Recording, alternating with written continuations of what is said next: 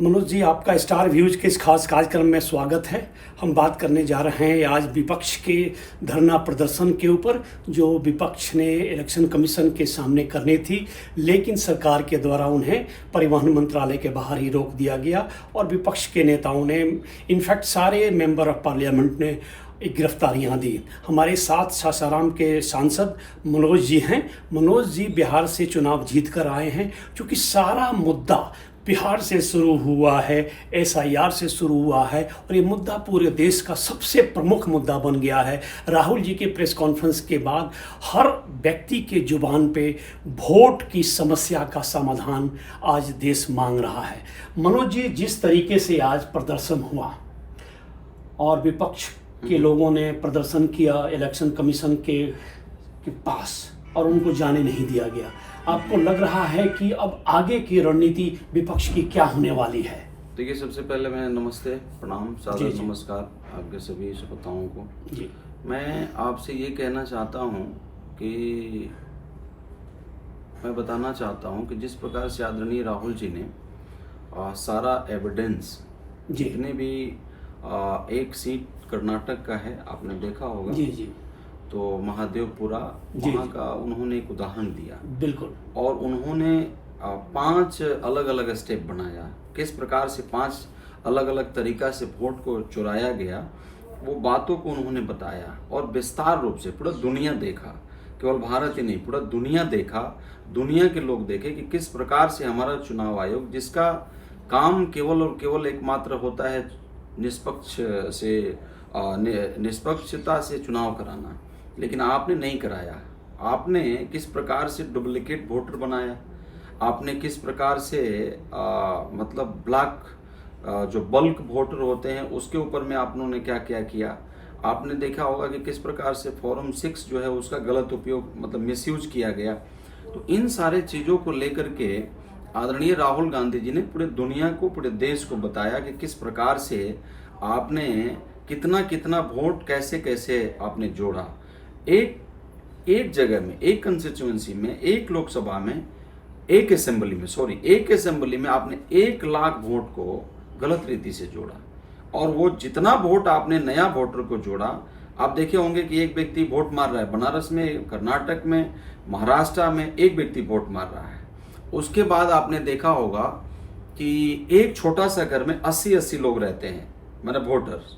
तो इन सारे चीज़ों को उदाहरण दिया और पूरा डिटेल से, पूरा जो चुनाव आयोग जो दिया, चुनाव आयोग के तरफ से जो मतलब हम लोग को डाटा मिला था, उसके ऊपर में ही हमने बात किया। हमने कोई अपना डाटा नहीं बनाया था, हमने कोई अपने घर से नहीं लाया था। आपने जो दिया था उसी के ऊपर में हम लोगों ने जो आपका वो वोटर लिस्ट था, उसी को लेकर के हम लोगों ने वहाँ पर सर्च किया और सर्वे में ये आया, जब हम लोगों ने पता किया तो ये आया कि आप 1 लाख वोट को चुराया, लगभग 1 लाख से ज़्यादा वोट को आपने चुराया एक असेंबली में।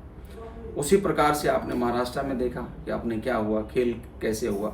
जिस असेंबली को हम, जिस लोकसभा को हम जीते, हमारा जितना वोट से हम जीते, उतना ही वोट आप असेंबली का चुनाव में, विधानसभा का चुनाव में बनाते हैं और आप चुनाव जीत जाते हैं। अच्छा, ये बताइए, हम तो एक चीज़ और आपको पता होना चाहिए, 86 साल 90 साल के पहला टाइम वोटर बने। मतलब कर्नाटक में 86 साल 90 साल का पहला बार वो मतदान में मतलब वोटर लिस्ट में अपना नाम ऐड कराया, पहला बार। मतलब ये पॉसिबल है, ये संभव है कि 90 साल का व्यक्ति जा करके और पहला बार नाम ऐड करा रहा है। एक सवाल, ज्वलंत प्रश्न है कि पूरे संदर्भ में इलेक्शन कमीशन विपक्ष के नेता राहुल गांधी के सवालों का जवाब देने में असमर्थ दिख रहा है। न तो डिजिटल डाटा दे रहा है, न फोटोग्राफी एविडेंस दे रहा है। अभी आप डाटा नहीं देख सकते जी, डाटा ही नहीं ना, खत्म कर दिया। तो अगला रणनीति क्या होगी विपक्ष की? आप क्या करना चाहते हैं? अगर आपको ये लग रहा है कि ये लड़ाई केवल राहुल गांधी जी का है, आपको ये लग रहा है कि ये लड़ाई केवल मनोज कुमार का है, ये लड़ाई केवल आपका है, नहीं, ये लड़ाई पूरा देश का है।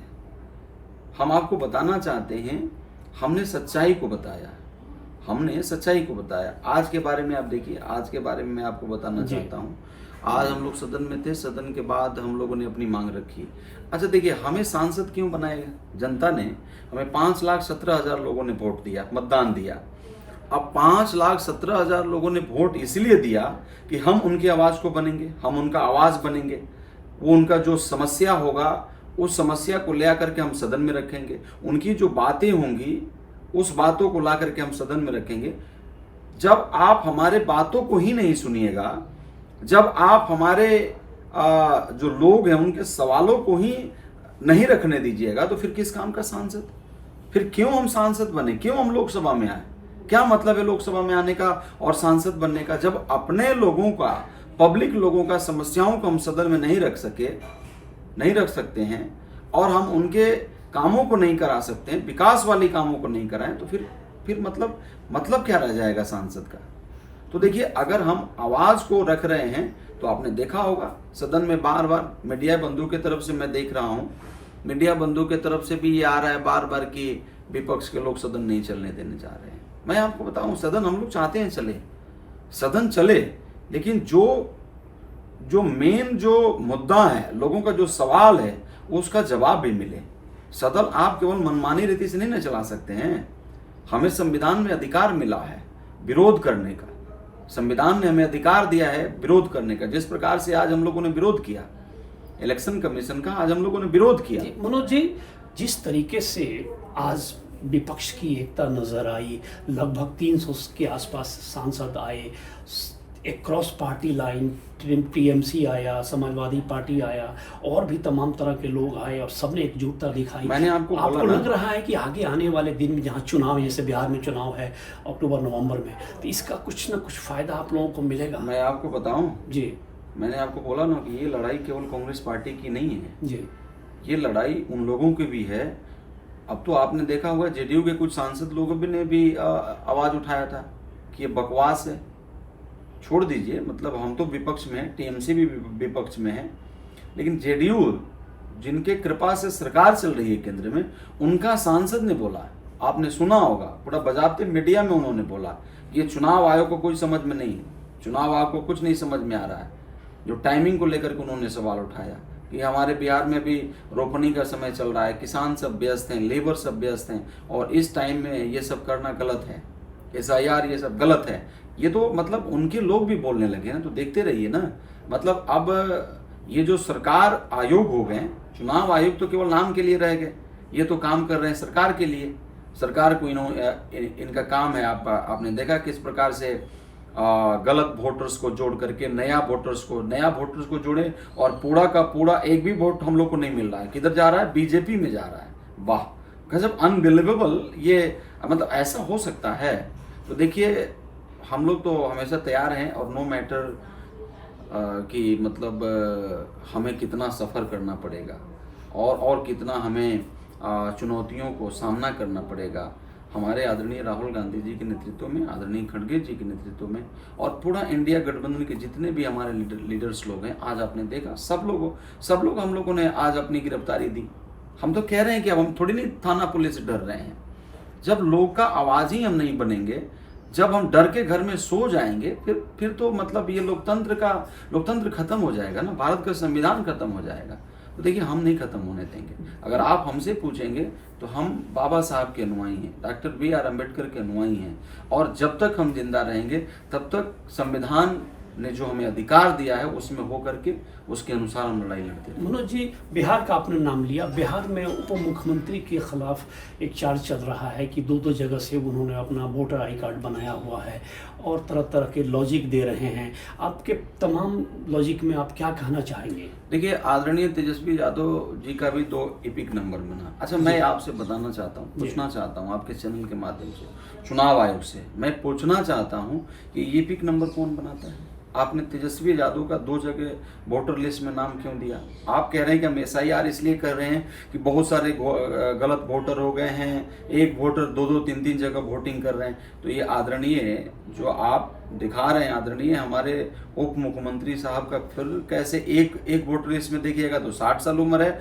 और एक वोटर लिस्ट में देखिएगा तो 57 साल है। और अभी मैं देखा हूँ आज कुछ सोशल मीडिया के माध्यम से और न्यूज़ के माध्यम से कि उनका कहना है कि मैं तो एक जगह से अपना नाम हटाने के लिए वो दे दिया हूँ, मतलब वो अपने आवेदन में दिया हूँ। मैं ये कहना चाहता हूँ, आवेदन आप दिए हैं, थोड़ा पर्ची उर्ची भी दे दीजिए, दिखा दीजिए। लेकिन ठीक है, आवेदन दे दिए, मेरा मुद्दा अलग है। मैं ये कहना चाहता हूं कि इलेक्शन कमीशन कैसे कह रहा है कि हम SIR कर रहे हैं और एक व्यक्ति एक जगह ही वोटर मारेगा। मेन तो आपका मोटिव यही था ना, मेन तो रीजन यही था कि गलत जितने वोटर हैं उसको हटाया जाए। अब तो आप बता दीजिए ना, रोहिंग्या कितना है बिहार में, बांग्लादेश से कितना लोग हैं बिहार में, म्यांमार से कितना लोग हैं बिहार में, नेपाल से कितना लोग बिहार। अब तो डाटा आ गया ना आपका, अब तो फार्म भी भर लिया, अब तो आपत्ति लोग कर रहा है। मैं कह रहा हूं कि देखिए सीधा ये आपको इसके पीछे का रीजन मैं आपको बताना चाहता हूं। बीजेपी सर्वे कराया और सर्वे में इनकी हार आ गई बिहार में, तो इन्होंने लगाया चुनाव आयोग को कुछ नाम काटो। अब आप बताइए, करोड़ों लोग, 3 करोड़ लगभग लोग जो हैं बाहर में काम करते हैं, बाहर में काम करते हैं, अपने बच्चों को खाना पीना जिलाते हैं। अगर एक दिन ना वो मजदूरी नहीं करें तो उनका बच्चा भूखे रह जाएंगे, वो खुद भूखा रह जाएंगे। तो वो अपना बच्चा को भूखा देखना चाहेगा कभी भी? वो छोड़ करके जाएगा बिहार में अपना वोटर लिस्ट में नाम जुड़वाने। और कितने % आप तो खुद देख लीजिए ना, शिक्षा का क्या हालत है बिहार में, और वो भी दलित समाज से, बैकवर्ड समाज से, अति पिछड़ा समाज से, अल्पसंख्यक समाज से बड़े लेवल में लोग बाहर काम कर रहे हैं। तो उनके लिए क्या होगा?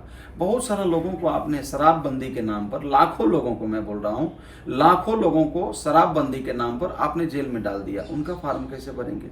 उनका क्या होगा? उनका तो नाम तो कट गया, अब तो वो मतलब बड़ा आतंकवादी हो गए। आपने शराबबंदी किया और उसके नाम पर माफिया लोग तो कभी जेल में जाते नहीं, ये गरीब लोगों को आपने पकड़ करके और जेल में डाला है। गरीब लोग गलत दारू पी करके, मतलब गलत रीति से दारू पी करके मरते हैं। आपने देखा होगा आए दिन बिहार में क्या क्या न्यूज आता है। मैं ये कहना चाहता हूँ, मेरा जो सवाल सीधा है, ये जो चुनाव आयोग है, सरकार का वकालत करना बंद करे। सरकार से ऊपर उठ करके, सरकार आती है जाती है, आपने सुना होगा सदन में आदरणीय राजनाथ सिंह जी ने भी बोला था इसी मानसून सत्र में कि सरकार आज मेरी है कल आपकी होगी। तो देखिए, सरकार आती जाती है, सरकार से आपको ऊपर उठ करके अपना जो काम है, अपना जो दायित्व है, आपका जो मूल काम था उसके ऊपर में मुझे लग रहा है कि करना चाहिए। जी, अब ये बताएं कि इस मुद्दे को आगे कैसे आप लोग ले जा रहे हैं? आगे आप लोगों की रणनीति क्या है? बिहार का चुनाव सर पे है और सबसे प्रधान लक्ष्य तो दोनों पार्टियों का है कि बिहार में सरकार बनाई जाए। देखिए, कुछ बातों को तो हम आपको नहीं बता सकते जी, क्योंकि जब तक अपने नेता जब तक घोषणा नहीं करे उन सारे बातों को हम नहीं बता सकते, लेकिन कुछ बातों को हम बता सकते हैं। मैं फिर से कह रहा हूँ कि हम लोगों का जो समस्या है ना, उसके लिए उसका लड़ाई हम लड़ेंगे। हमारे नेता जिस प्रकार से उन्होंने सच्चाई का लड़ाई लड़ा है, और इस भारत देश में आप देखे होंगे कि नफरत फैलाया गया है, और हम लोगों ने एक आवाज़ दिया है कि हम सच्चाई की लड़ाई लड़ेंगे, नफरत के बाजार में मोहब्बत का दुकान खोलेंगे और हम नफरत को मोहब्बत से जीतेंगे। इन सारे चीज़ों को लेकर के हम आगे बढ़ रहे हैं। अब मुझे पता है कि सच्चाई की जब हम लोग लड़ाई लड़ रहे हैं तो थोड़ा हमें मार भी खाना पड़ेगा, हमें लोग गोली भी मारेंगे, हमें जेल में भी डालेंगे। तो देखिए, सच्चाई की लड़ाई तो आज़ादी से आप देख लीजिए, हमारा देश आज़ाद ऐसे थोड़ी नहीं हुआ है, हजारों लोग बलिदान हुए, हंसते हंसते फांसी पर। आखिरी सवाल आपसे पूछ रहा हूँ, संसद चल रहा है, अब आगे आप लोगों की क्या रणनीति है संसद के अंदर? नहीं, हम तो कंटिन्यू मांग कर रहे हैं ना कि SIR पर चर्चा होना चाहिए। SIR पर आप चर्चा करिए ना। जो वोट आपने 1 लाख एक असेंबली में आपने बनाया है गलत रीति से, उस पर हम जवाब चाहते हैं सरकार से ना, कैसे हुआ और पूरा का पूरा वोट आपको ही कैसे मिला, उसमें से थोड़ा हमें भी मिल जाता है। सरकार तो साफ कर चुकी है कि ये मुद्दा संसद का नहीं है, मुद्दा इलेक्शन कमीशन का है, तो इस मुद्दे पे यहाँ बहस नहीं होगी। ये गतिरोध बना हुआ है, तो मतलब ऐसे ही चलते रहेगा? मतलब सरकार का कहना है कि ये सरकार अपना हाथ खड़ा कर लिया कि नहीं, ये मेरा काम नहीं है, चुनाव आयोग का काम है। आप बताइए, पेपर मांगना चुनाव आयोग का काम है? आप ये पेपर दो, वो पेपर दो, मतलब ये काम है उनका काम तो है वोट कराना, उनका काम है चुनाव कराना, उनका काम ये नहीं है। आप ये पेपर दो, वो पेपर दो, आधार कार्ड नहीं दो, राशन कार्ड नहीं चाहिए, पैन कार्ड नहीं चाहिए, मतलब वोटर आईडी नहीं चाहिए, आप जन्म तिथि दो, अपने पिताजी का जन्म तिथि दो, 2003 से पहले के दो, कहाँ मतलब ये आपका काम है कि ये तो गृह मंत्रालय का काम है। इस पर क्या सरकार मनोज जी, आपने स्टार व्यूज से बात की, आपका हार्दिक धन्यवाद। नहीं, मैं आपको धन्यवाद देना चाहता हूं। देखिए, आप लोग मीडिया बंधु हैं, आपके हाथों में कलम है, कलम की ताकत है, आप लेखनी में विरासत आप लोगों ने हासिल किया है। मैं आपसे भी निवेदन करूंगा कि आप लोग देखिए, थोड़ा भारत का जनता जो आहत में अभी है, और ये नागरिकता का जो सवाल है ना, ये नागरिकता बाबा साहब डॉक्टर B.R. अम्बेडकर ने ये वोट का जो अधिकार बड़ा लेवल में दिया। और आपको पता होना चाहिए, ये वोट ही है ना कि एक बड़े आदमी, एक धनी आदमी गरीब लोगों के घर में जाता है, एक झोपड़ी वाला के घर में जाता है। अगर आप वो भी मेरा अधिकार खत्म कर दें तो ये गरीबों का क्या होगा। तो मैं निवेदन करूंगा कि लोकतंत्र बचाने के लिए, संविधान बचाने के लिए थोड़ा आप लोग को भी आगे आना चाहिए। और इस लड़ाई में कहने का मतलब आप लोग को भी थोड़ा हाथ बटाना चाहिए। धन्यवाद। Thank you.